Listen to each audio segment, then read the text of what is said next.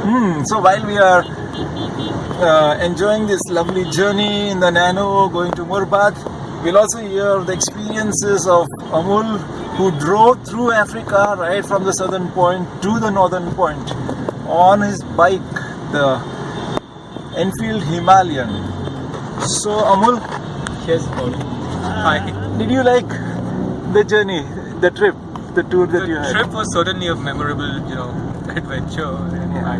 one of a lifetime kind of once in a lifetime kind of thing. Okay. And yeah, it was quite amazing because I'm a total sucker for riding and driving and just being on the road. So that was pretty much a dream come true for me. This particular trip.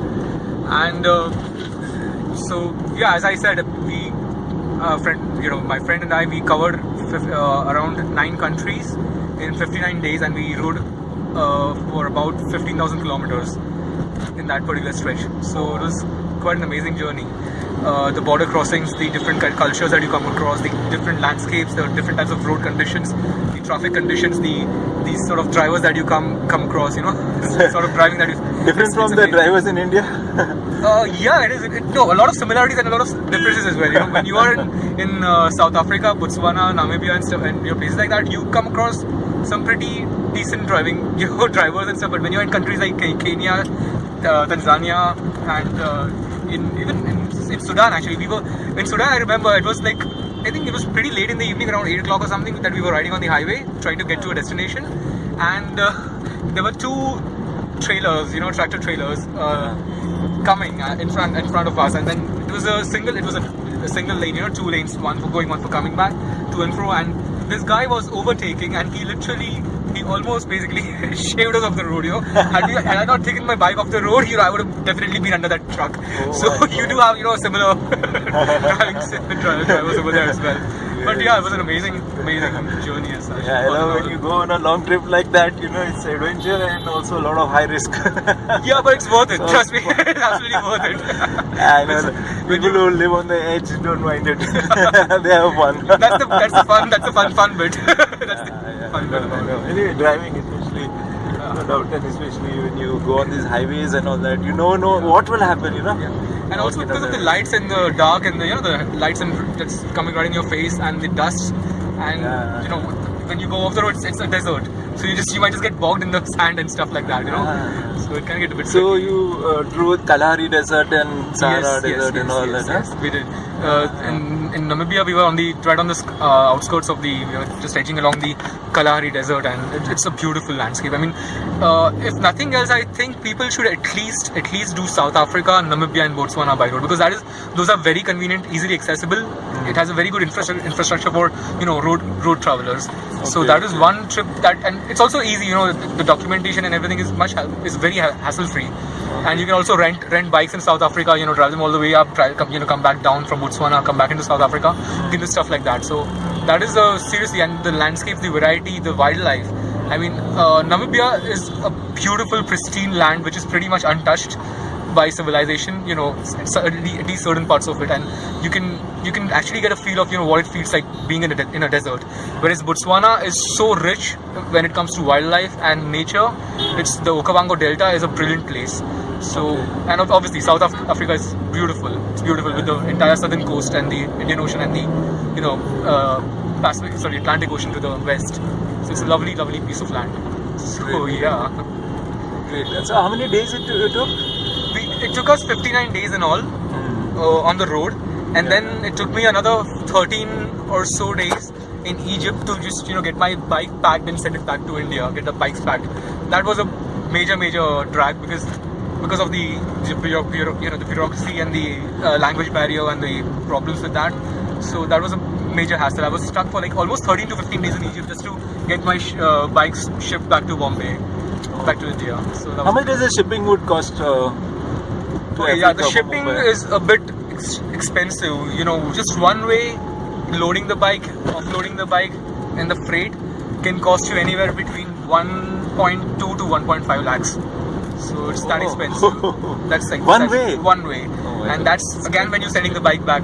So it wouldn't make so much of a monetary sense to take your own bike.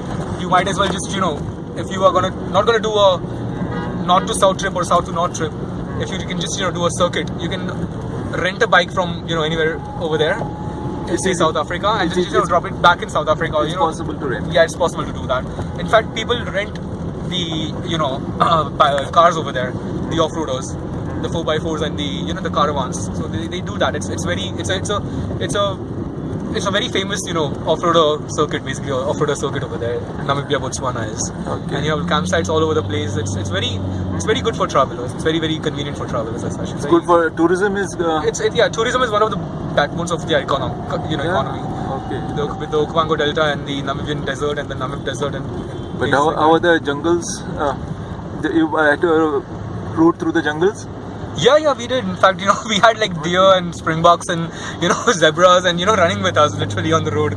So it was quite an experience, riding in between wildlife. It was quite. You have like giraffes, popping their heads out of the sides, and you got elephants crossing the road, and you're like, oh, we just got to stop, and you got to. Yeah, it's really an experience.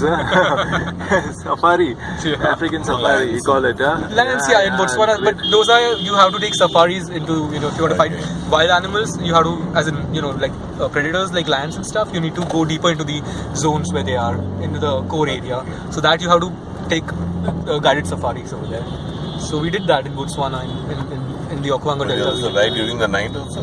No, we did not. We would not ride during the night. We would get late on certain days, so we would be riding into the evening, but not during the night, because it's not safe. It's not very safe to do that. And also, I mean, you don't know the roads. So usually you have to look at, you have to find the roads. There's no one to ask when you are riding at night and stuff like that. So yeah, we weren't very dependent on the GPS or anything. We were just going around finding our way by asking people and trying to find out where we can go ahead from there. So yeah. Any mapping device? Not really, no. I mean, we were using Google Maps basically, so very rudimentary. And I just had a tracking device on my bike to track the route. So yeah, but no active mapping devices, as in. Amul bhai, license ka kya? License, the international license that you can get over here, and your local RTO is good enough. It's good enough. Okay, the Indian international license. They basically, so they endorse your Indian license and they make it an international license. So it's valid for a year. And most of the countries in the world it's valid. That particular license will be valid in most of the countries. The only thing is you need to make sure that you have the correct category of vehicle on that particular license. As in if I'm taking my two-wheeler, then I need to have a two-wheeler license, and that should be endorsed in the international license. Okay. Yeah. That way. Yeah, that way.